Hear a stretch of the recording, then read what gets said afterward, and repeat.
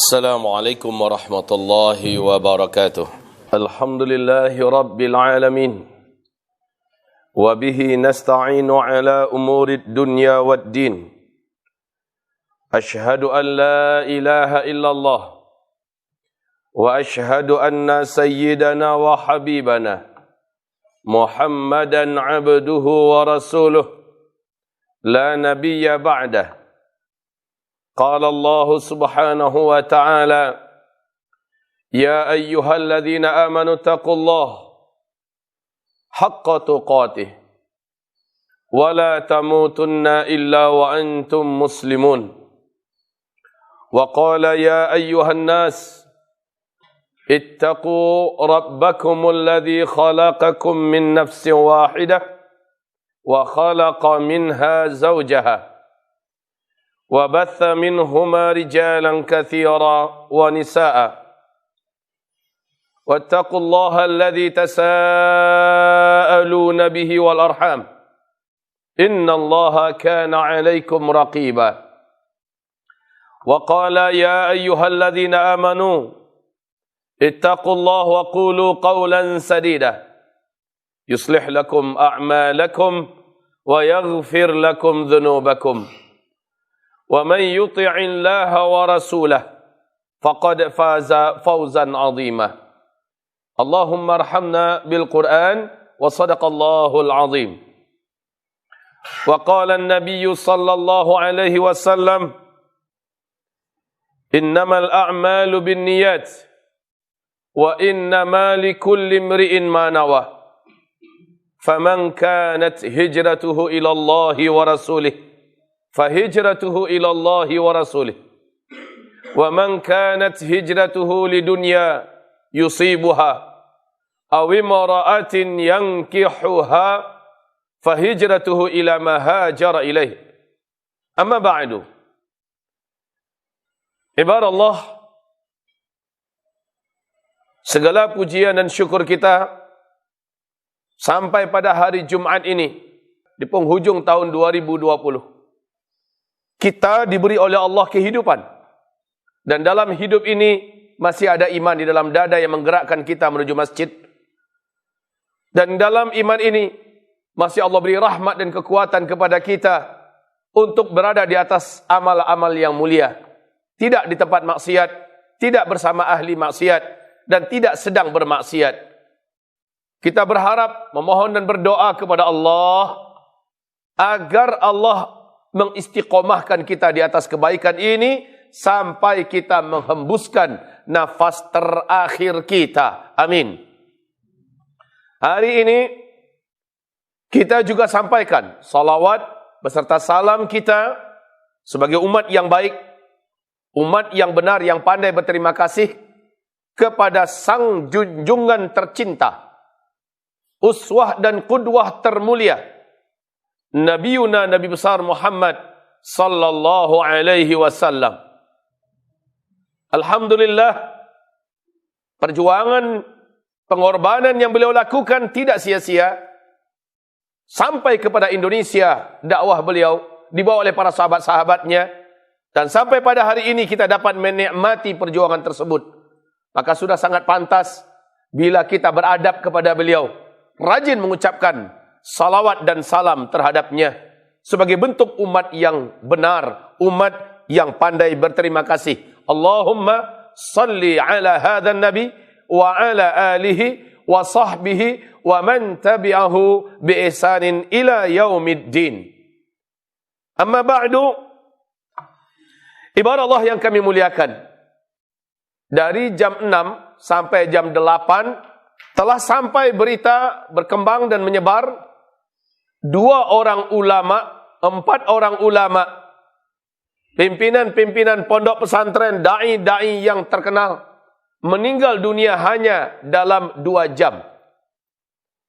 Kiai Haji Qahwatul Adib Munawar di pondok pesantren Langitan.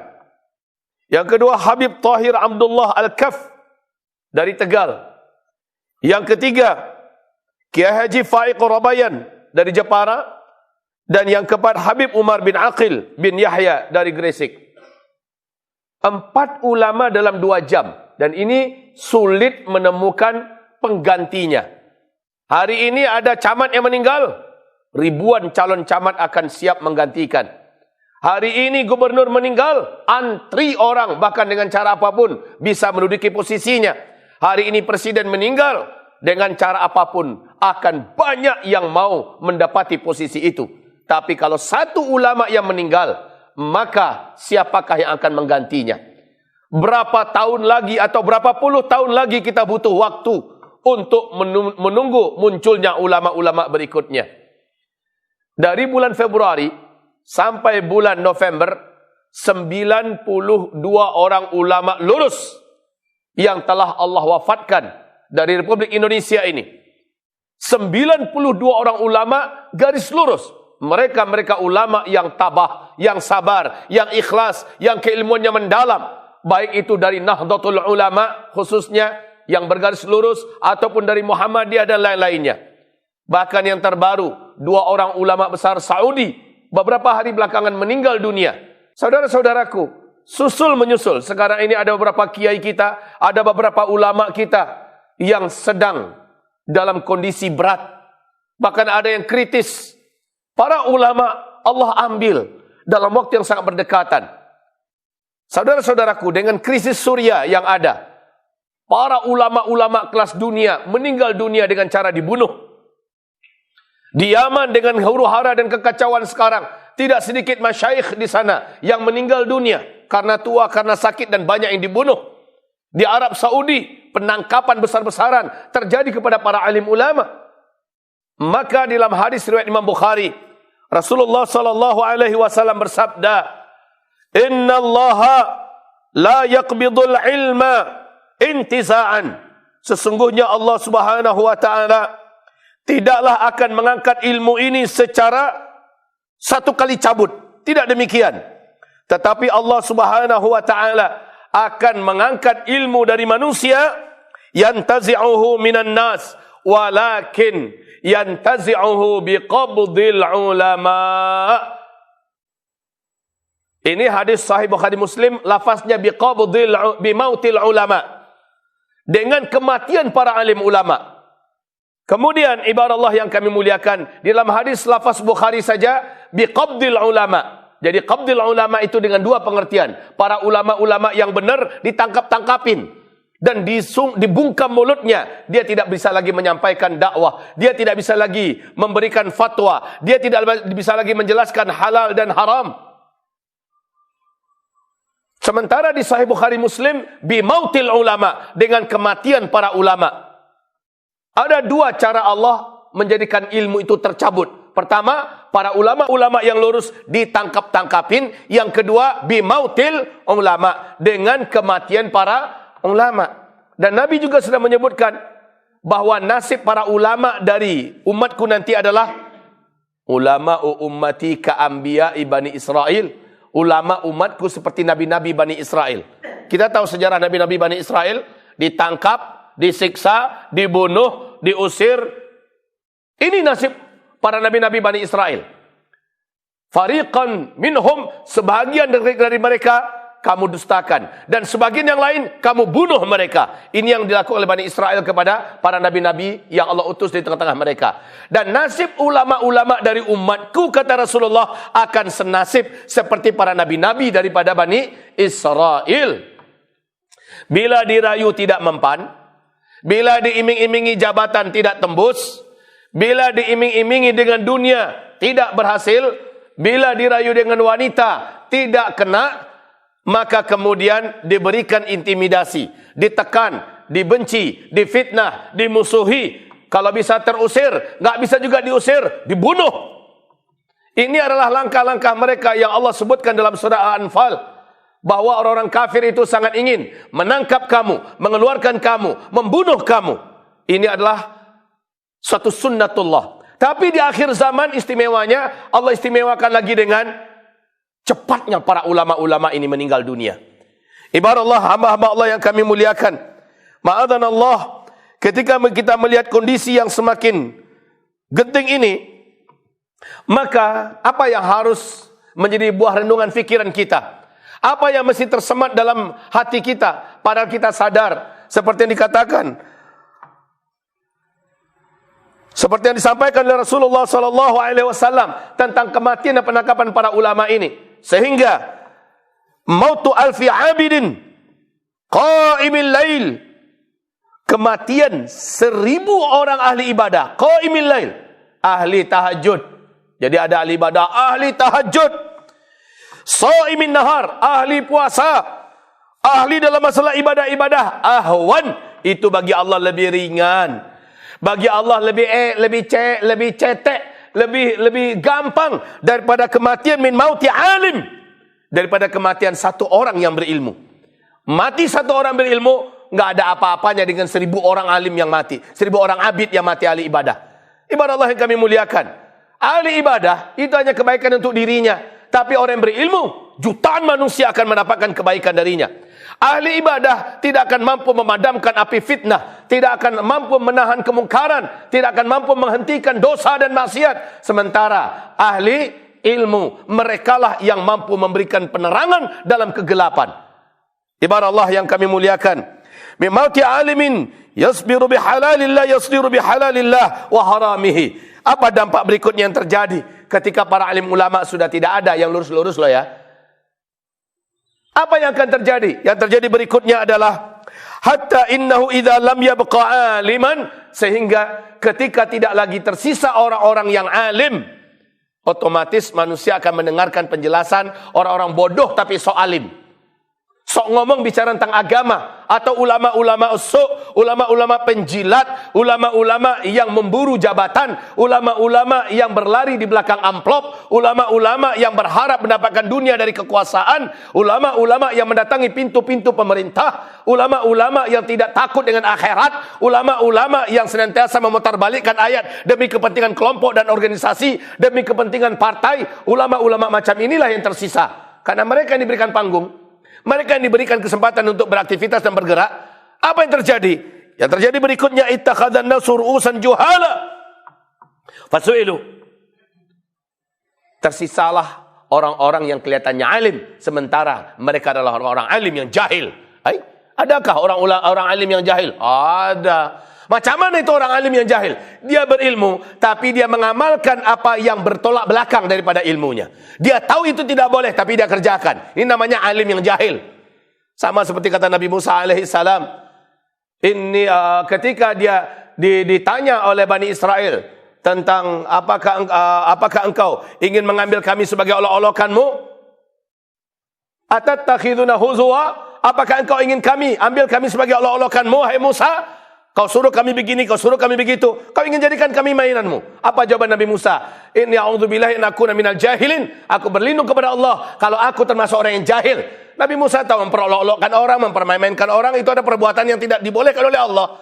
Sementara mereka malah menyangka Nabi Musa ini memperolok-olokkan mereka. Ini perbuatan jahil. Tak mungkin aku yang sudah ada ilmu, bahkan aku mengajak kalian kepada kebaikan dan akhlak yang mulia, lalu saya memperolok-olokkan kalian, mempermainkan kalian. Saya berlindung kepada Allah kalau saya termasuk orang yang jahil. Nah, di akhir zaman, ulama-ulama jahil macam ini banyak. Ini yang diambil oleh manusia-manusia karena ketiadaan ulama yang lurus. Jadi ulama-ulama yang jahil di akhir zaman ini malah yang banyak. Kalau Nabi SAW bersabda, umatku di akhir zaman akan terpecah menjadi 73 golongan. 72-nya di neraka, 1 yang benar. Lah, kalau seandainya setiap golongan itu punya 5 ulama saja contohnya. Ayo, 1 golongan benar masuk surga, 5 ulamanya. 72 golongan sesat, salah, masuk neraka. Masing-masing golongan ada 5 ulama, kalikan 72. Coba bandingkan, mana banyak ulama yang lurus, yang ulama yang sesat. Di akhir zaman, ulama yang sesat itu yang banyak, yang menyesatkan. Ulama penjilat, ulama amplop, ulama yang mencari dunia, ulama yang menjilat pantat-pantat para penguasa. Na'udzubillah, kita berlindung dengan ini. Sementara ulama-ulama yang sedikit itu, hantaman, fitnahan, tekanan, intimidasi, segala macam makar dipersiapkan untuk membungkamnya. Semakin sedikit. Atau menggunakan jasa-jasa setan, disantet. Menggunakan jasa-jasa setan dari bangsa jin, disihir. Menggunakan jasa-jasa setan manusia. pakai dibunuh dengan cara diracun dan sebagainya. Ini juga termasuk di antara makar-makar mereka untuk menghabisi para alim ulama kita. Saudara-saudaraku, hamba-hamba Allah yang kami muliakan, yang harus kita lakukan sekarang, enggak banyak-banyak. Bila antum ada ulama di sekitaran antum, wahai saudara-saudaraku yang kami muliakan, pasti ada di kampung kita ulama, pasti ada di kota kita ulama, pasti ada di wilayah kita, di provinsi kita ulama-ulama yang lurus. Tolong jaga dia. Tolong perketat pemeliharaan dan penjagaan kepadanya. Karena banyak orang yang datang ingin berbuat jahat kepadanya. Apakah pura-pura gila? Ataukah dengan cara apa? Atau di tengah jalan? Tolong pasang badan antum. Karena kalau kita meninggal, tidak ada ruginya bagi manusia. Tapi kalau ulama yang meninggal, maka alam ini merintih, meratap karena kehilangan yang besar. Itu yang pertama. Yang kedua, bagi yang punya anak-anak muda, orang-orang tua yang punya anak-anak muda, perintahkan pada anak mudanya, perintahkan pada remaja-remaja masjid, pemuda-pemuda masjid, agar mereka bergantian untuk menjaga dan mengawal para alim ulamanya. Di akhir zaman ini, secara fisik itu bisa kita lakukan sekarang. Sementara, ya siapapun di antara kita yang ahli ruqyah, bantu dengan keilmuan dan keahliannya, agar tidak ada sihir yang menyerang para alim ulama kita. Ustaz, bukankah ulama kita punya benteng? Iya, tapi tidak selalu ulama kita dalam keadaan siaga. Kadang-kadang beliau terlalai oleh karena rapat, terlalai oleh karena pertanyaan umat sehingga masuk waktu maghrib dia belum sempat baca zikir petang, atau karena banyak hal alasan.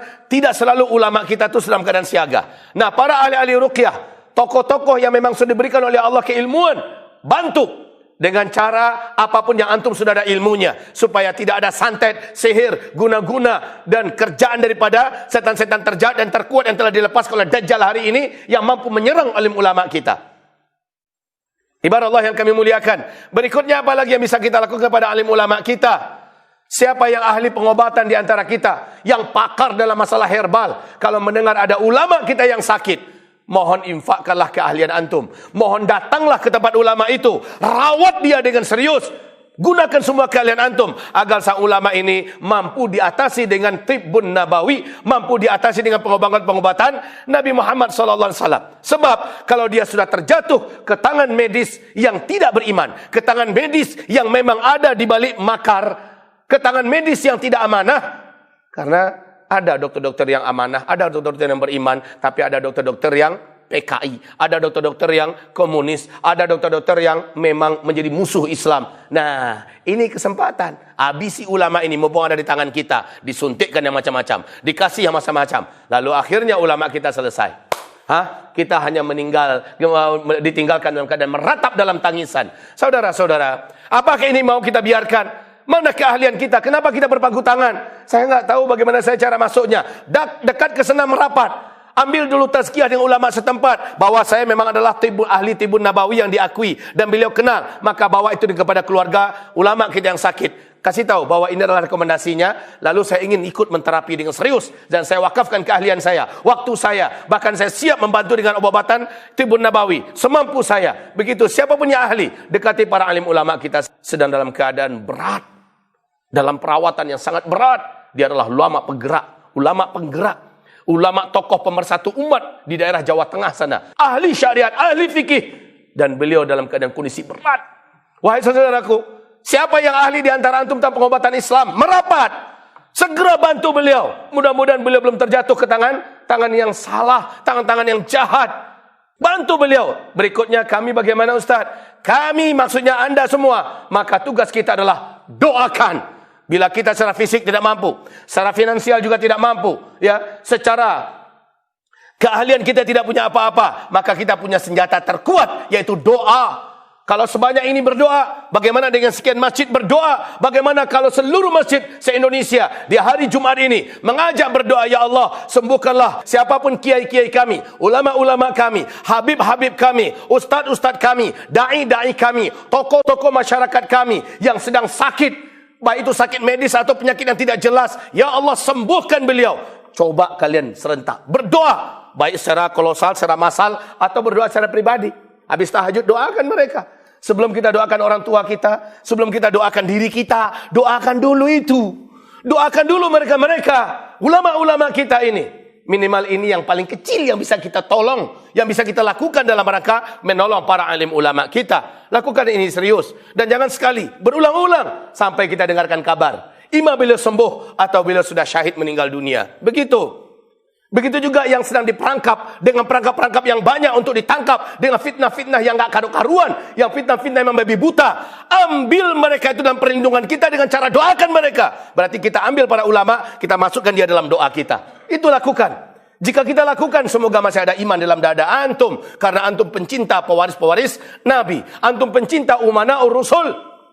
Tapi jika antum tidak melakukannya, demi Allah, saya tidak mampu mengatakan apakah ada iman di dalam dada antum. Apakah ada rasa cinta dalam dada antum kepada para umara, kepada para umana urusul, kepada warasatul anbiya. Jadi doakan mereka, lindungi mereka dengan doa antum, dan jangan pernah melupakannya setiap kali antum berdoa. Semoga bermanfaat apa yang kami sampaikan, dan semoga ada ibrah yang didapatkan dalam pengamalan apa yang harus kita lakukan. Barakallahu fikum. Nastaghfirullahal azim li wa lakum. La haula wa la quwata illa billah. Istaghfiru rabbakum innahu kana ghafara yursilis samaa 'alaikum midrara. Alhamdulillahil wahidil ahad. Al-fardis samad. Alladzi lam yalid wa lam yulad wa lam yakul lahu kufuwan ahad. Ashhadu an la ilaha illallah wa ashhadu anna sayyidana wa habibana Muhammadan abduhu wa rasuluh la nabiyya ba'dah. Allahumma falakal hamd kama yanbaghi li jalali wajhik wa azimi sultanik. Kepada seluruh anak-anakku di Pondok Pesantren Mahat Mulazamah Al-Hufaz ini, ulama-ulama masa yang akan datang, pastikan mereka itu adalah kita. Minimal antum sudah mempersiapkan diri walaupun tahu resikonya. Anak-anak abah dari sekarang mempersiapkan diri walaupun tahu resikonya. Kalau saya jadi ulama, apakah nasib saya akan seperti para nabi-nabi dan rasul Bani Israel? Mungkin. Lalu setelah itu sampailah kita di fase kelima. Fase itu dunia sudah aman, dunia sudah nyaman, dunia sudah tentram, sudah makmur, sudah kuat, sudah sehat. Islam yang memimpin dunia. Ibarat Allah yang kami muliakan. Untuk anak-anakku sekalian, optimislah kalian bahwa masa depan adalah untuk kita. Masa depan adalah untuk Islam, dan para pemimpinnya adalah kalian. Dan itu tidak lama insyaAllah ta'ala. Kalau Allah panjangkan umur, itulah karunia Allah subhanahu wa ta'ala. Tapi kalau Allah ambil kami, karena hadisnya memang demikian, maka kami sudah umumkan pada kalian bahwa pelanjut kami adalah kalian semuanya. Bersiap-siaplah kalian dengan diri kalian. Bersiap-siaplah kalian dengan tekad kalian. Kalian menjadi orang besar, tidak ada orang yang lebih besar melebihi ulama. Kalian menjadi orang terkenal, tidak akan ada yang lebih terkenal melebihi ulama. Kalian menjadi pemimpin dunia dan akhirat. Di akhir zaman, para ulama lah menjadi pemimpin dunia, sebagaimana kelak dia akan memimpin akhirat. Barakallahu fikum. Allahumma salli wa sallim ala hadha nabiyil karim wa ala alihi wa sahbihi ajma'in wa man tabi'ahu bi ihsanin ila yaumiddin. Allahumma ighfir lil muslimina wal muslimat والمؤمنين والمؤمنات الأحياء منهم والأموات برحمتك يا سميع يا قريب يا مجيب الدعوات يا أرحم الراحمين. Ya Allah, ya Rabbana, berikanlah penjagaanmu, berikanlah pemeliharaanmu, berikanlah pembelaanmu, berikanlah perlindunganmu ya Allah, serta sembuhkan, sehatkan seluruh yang sakit di antara alim ulama kami ya Allah. Seluruh para habaib kami yang tercinta ya Allah, seluruh para kiai-kiai dan dai-dai kami, baik yang ada di Nahdlatul Ulama, yang ada di Muhammadiyah, yang ada di Hidayatullah, yang ada di Wahdah Islamiyah, ulama-ulama, dai-dai dan ustaz-ustaz yang ada di Jama'atut Tabligh, para masyayikh dan lain-lainnya, seluruh mereka ya Allah, wahai Rabb kami, sembuhkan yang sakit di antara mereka ya Allah. Angkatlah seluruh penyakit-penyakit mereka ya Rabbana. Engkaulah Asy-Syafi, sang maha pemberi kesembuhan, serta lumpuhkan, mandulkan dan mantulkan seluruh makar-makar busuk yang dipersiapkan untuk menjebak para alim ulama kami ya Allah, untuk menghabisi, untuk menghadang langkah dakwah, bahkan untuk menyebarkan fitnah, membunuh mematikan para alim ulama kami, para da'i-da'i kami di akhir zaman, ya Allah. Wahai Rabb kami, kepada Engkau kami mengadukan ketiadaberdayaan kami. Kepada Engkau kami sampaikan kelemahan kami. Hanya Engkaulah sang wali orang-orang yang beriman. Hanya Engkaulah al-wakil. Fa innaka ni'mal wakil, ni'mal maula wa ni'man nasir. Allahumma unsuril Islam wal muslimin fi Palestin. Ya Allah, tolonglah Islam dan kaum muslimin di negeri Palestina dalam rangka membebaskan Masjidil Aqsa kami.